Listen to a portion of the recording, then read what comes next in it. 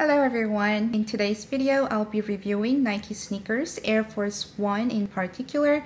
There are actually several different sub-models under this big Air Force 1 category. I have two models here, which are Air Force 1 Shadow and Air Force 1 Sage Low. The reason I narrowed down to these two is because I was looking for a platform style. Obviously, they are very similar and I'm only going to keep one. I just didn't know which one would work out better for me just from looking at the pictures online.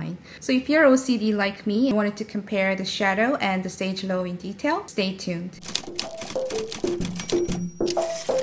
So here's the box. I got both in all white color just so I'm comparing apples to apples. I've read some reviews where people said to size down, but I just got my normal size that I get with all Nike shoes and they fit perfectly fine for me. Both models feature the same iconic shape as the original Air Force 1 but has its own twist and variations. Sage Low is made for women and has more clean and streamlined look, whereas the Shadow has more bold look with exaggerated layered design. The price difference is negligible, 100 versus 110, but the Shadow definitely has more options when it comes to choosing colors.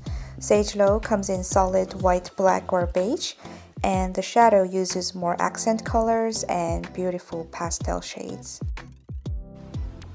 Now side by side, you can see the Sage Low on the left is very minimal and slick, just has this one smooth surface, and the Shadow is a lot busier, has playful twist with all the doubling details, like the two mud guards, two eye stays, double patched Air logo, and two swishes. You get a layered look with double the branding.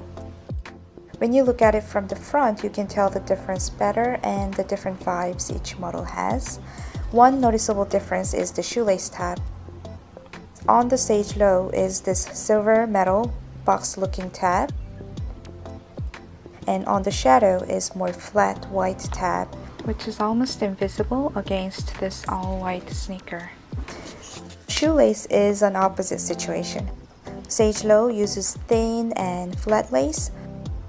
Shadow uses rounded, more squishy lace.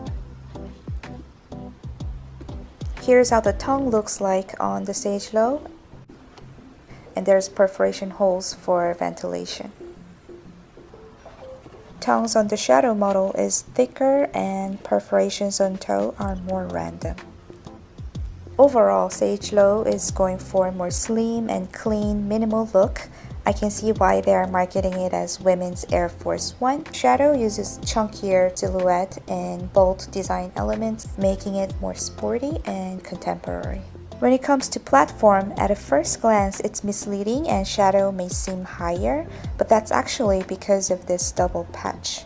Real platform on Shadow ends here, which is actually lower than the Sage Low. However, it's really a small difference. When your feet is inside, you can't really tell the difference, and both sneakers add a nice height, approximately 2 inches. On a scale, Sage Low weighs 347 grams and Shadow 300 grams.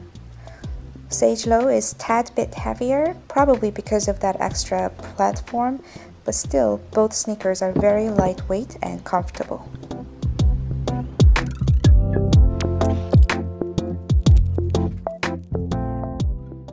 By now, I'm sure it's pretty obvious. Sage Low has more slick and feminine look with the pared down minimalistic details. I like that the silver shoelace tab really works as a nice accent of this otherwise boring all-white sneaker.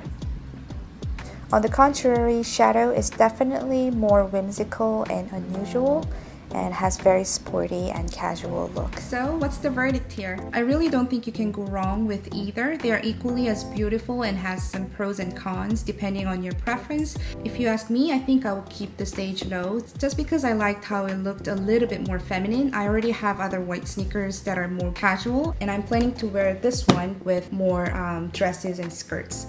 Let me know what your pick is down below and I hope you found this video helpful and I'll see you next time.